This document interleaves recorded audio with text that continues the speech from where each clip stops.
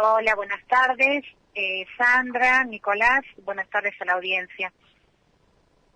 Bueno, un gusto tenerte acá. Mirá, veníamos haciendo un par de reflexiones con Nicolás Juárez Campos en torno a este bloqueo histórico que vive Cuba, el pueblo cubano en general, y por supuesto una postura que deberíamos tomar como argentinos y como parte de esta patria grande que llevamos en el corazón, ¿no?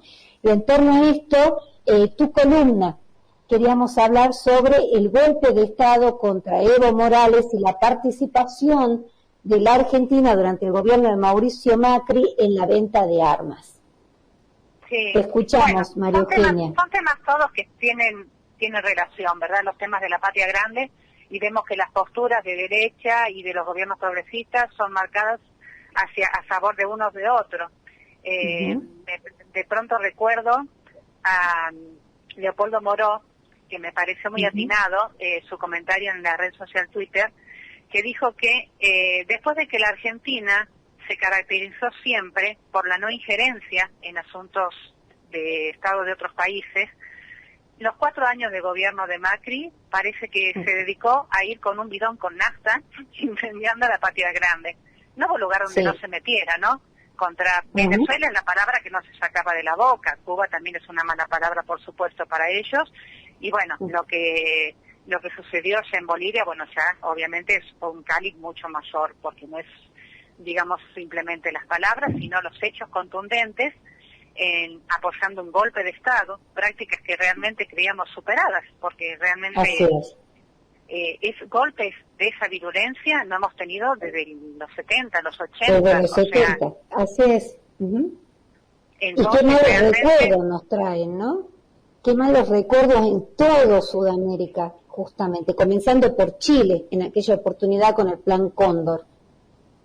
Terrible, sí. Bueno, en realidad empezó en el 64 en Brasil, ¿no? El golpe en Brasil en el 64. Pero bueno, cada vez fueron creciendo la violencia, sí, lo de Chile con Salvador Allende, bueno, fue tremendo, realmente tomando la Casa de la Moneda, Allende, que dijeron durante mucho tiempo que se había suicidado, después supimos que había sido ultimado, asesinado.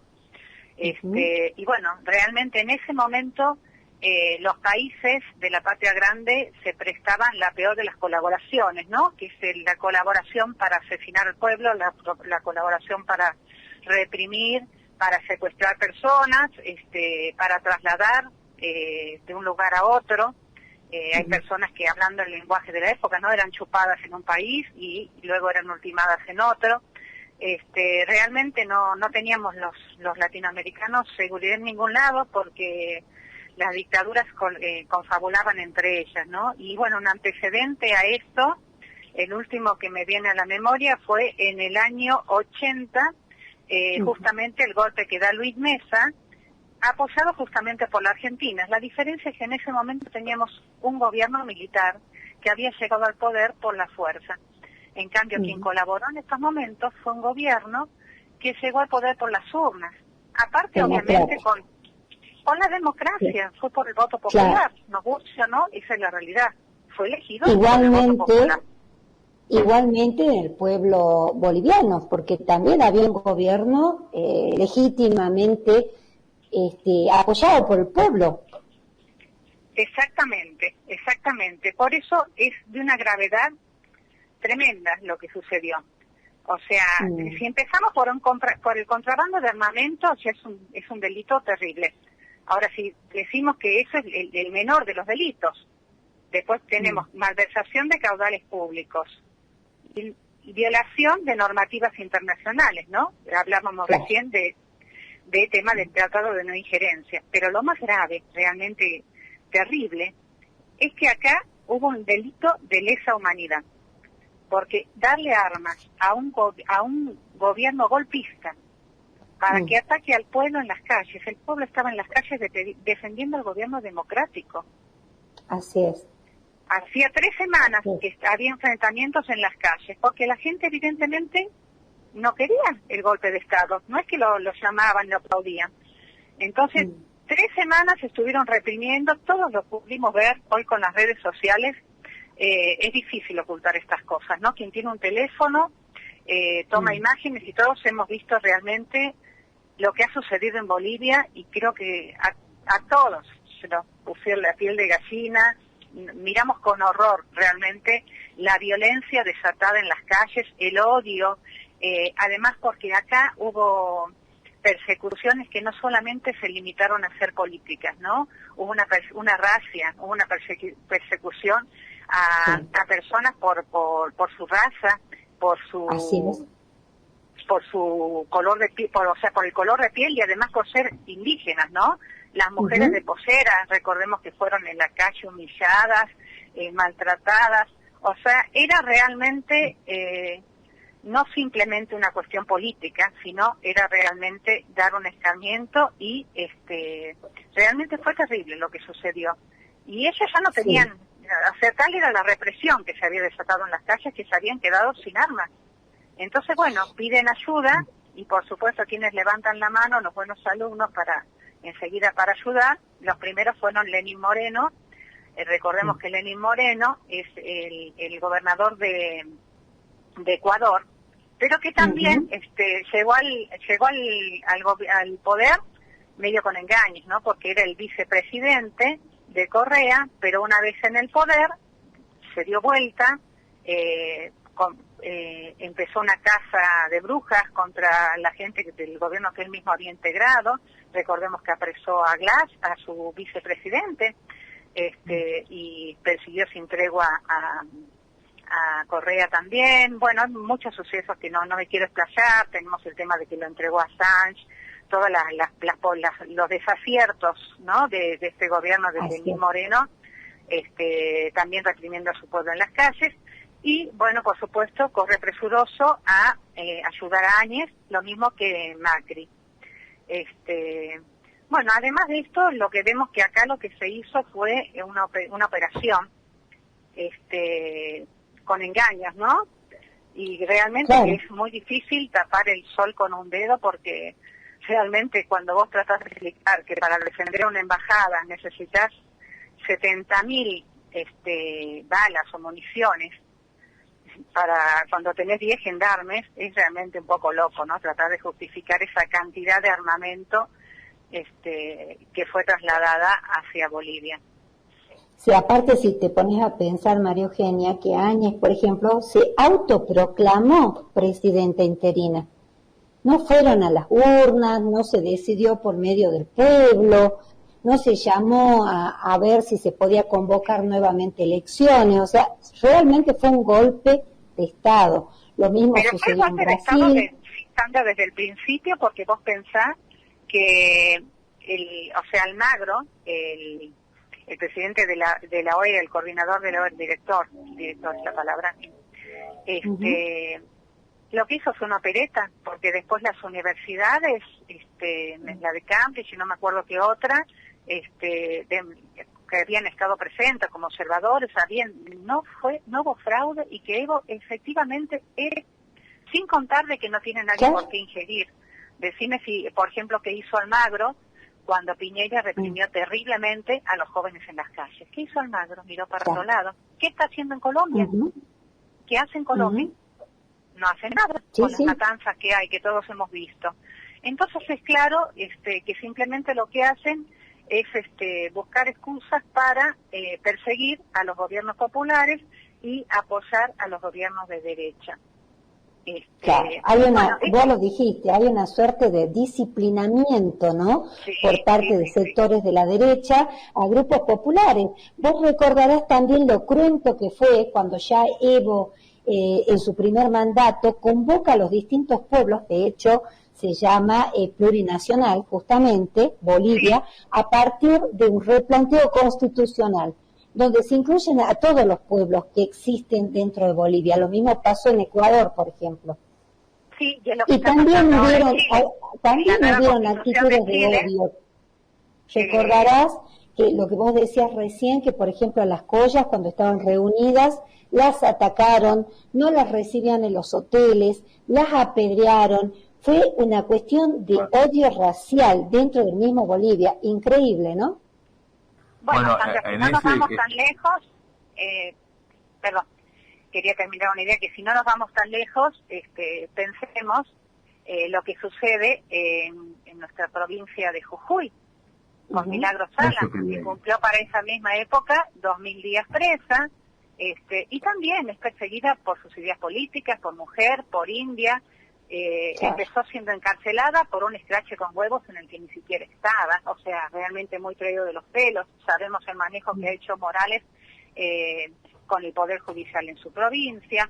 Entonces, todo tiene que ver con todo, ¿no? Así es. Nicolás, sí, y vas a consultarle algo a María Eugenia. No, sí, quería decirle que tanto en el gobierno militar, que tenía el poder, lo manejaban estos grupos, digamos, y con el gobierno de Macri, estos grupos tenían el gobierno, digamos, y ellos siempre son el poder, por eso fueron todos CEOs, es el mismo sector, digamos, que tanto en un gobierno militar como en un gobierno democrático, la democracia se respeta para ellos en la medida que cumple con el objetivo de ellos, si no, no se respeta, digamos. Tal cual, ahora, tal cual. Así es, ¿viste? Y bueno, a mí me preocupaba, pero yo lo estaba respondiendo, el tema de Jujuy me preocupa a mí, digamos. ¿Qué va a pasar? ¿Qué información tenés con respecto? Se habla de un juicio político, porque lo que vos nombraste hoy, perseguir razas o sectores nacionales, de nación, digamos, es genocidio, ¿no? Sale ya de lesa humanidad. Sí, sí. Ya entra es un crimen de lesa humanidad. Sí. ¿Qué va a pasar en Jujuy, digamos, con el gobernador? No Creo que estaba implementando algún juicio lo que político, estamos viendo, Nicolás, estamos viendo que el que era en ese momento embajador de Bolivia, Normando Álvarez García, que ahora es funcionario de Morales le está por dar un premio por su actuación justamente en ese golpe. O sea, es realmente de loco. Bueno, no nos vamos tan lejos, ¿no, Nicolás y Sandra? Porque si hablamos del Plan Cóndor, yo quiero recordar que nosotros en Salta tenemos un monumento al Plan Cóndor. Que lo pudimos demoler por la lucha de los organismos de derechos humanos en el año, no recuerdo bien, 2012, 2010, ¿cuándo fue? 2013, por ahí, pero que gracias al concejal Suriani fue vuelto a erigir. Llámenlo Combate Manchalá, llámenlo lo que quieran, era un monumento al Plan Cóndor, con el cóndor arriba, con sangre sobre el dibujo de Sudamérica, y lo volvieron a construir. Y lo peor es que fue votado por gente del mismo espacio que había trabajado para demolerlo. Entonces yo creo que la memoria tiene que estar presente y hay que trabajarla siempre, porque si nosotros en Salta tenemos un monumento al Plan Cóndor, yo te iba a recordar, y vos lo nombraste, pero no es solo él, hay muchos candidatos procesistas que reivindican el plan, incluso algunos, cuando vos no reivindicás un proyecto industrializador, y son medio procesistas, ¿no? Porque el proyecto de Martínez de Oz vino a inaugurar, después lo siguió Menem, la desindustrialización, ellos no están de acuerdo. Claro. O sea que se extiende el objetivo de ellos en todas las áreas, las económicas, culturales también, etcétera. Pero bueno, ¿qué va a hacer? Por supuesto. Estaba recordando, cuando se produjo el golpe a Bolivia, que Elon Musk, el presidente de Tesla, en ese momento fue acosado en Twitter, en la red social Twitter, por estar detrás del golpe, ¿no? Se decía que como los autos eléctricos que está fabricando Tesla, que también los estaba fabricando de paso Bolivia, la Bolivia de Evo Morales estaba fabricando autos eléctricos, decían que estaba detrás del golpe, y la respuesta de él, con total descaro y desparpajo, fue: golpearemos a quien quieramos. Esa fue la respuesta de Elon Musk.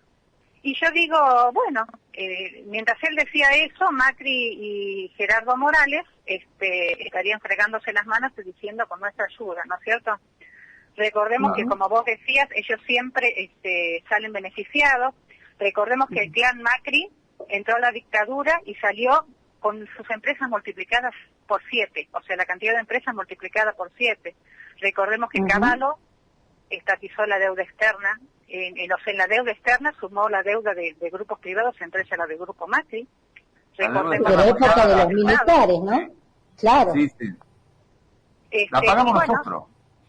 La pagamos nosotros, y y justamente ahora con su gobierno vino a terminar todo eso, porque justamente lo que vimos el otro día, la declaración de Cristina, con la asociación de hechos que realmente son para perder la capacidad de asombro las cosas que han sucedido en 4 años, ¿no?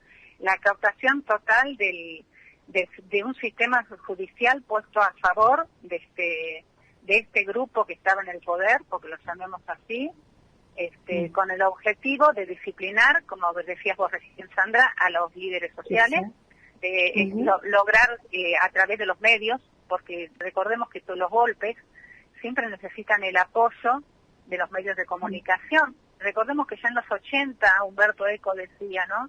Ya los golpes no hace falta, bueno, esto digamos que el golpe a Evo vino a poner un poco de un retroceso en los tiempos, pero ya en los 80, Humberto Eco, él decía de que ya los golpes no necesariamente tenían que producirse en los cuarteles, que bastaba con tomar los medios de comunicación.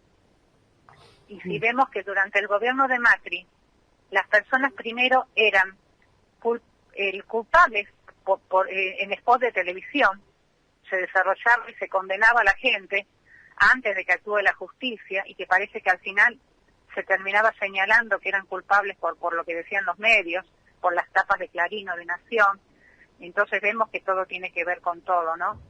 Así es. Lo que me preocupa de tu narración, que es correcta y coincido totalmente, es que no tomemos decisiones, ¿no? Porque todavía ninguno de ellos ha ido preso, ni siquiera ha citado alguno a indagatoria, ¿no? Así ¿Qué sé es. yo? Caputo Dedo Externa, por ejemplo. El Caputo, el íntimo amigo de... Sí, ¿no? el amigo del alma. El amigo del alma. El amigo del alma. Hay una cuestión que a mí me como que me hace ruido, ¿no? Que lo escuchaba, lo releí el otro día releyendo notas, investigando sobre el tema del lawfare una vez más, y encontraba una nota que le hizo Víctor Hugo Morales el año pasado, en octubre del año pasado, a el ex juez de la Corte, Raúl Zaffaroni, ¿no? Y Zaffaroni sostuvo: el aparato del lawfare del macrismo sigue funcionando, está intacto, nadie lo tocó.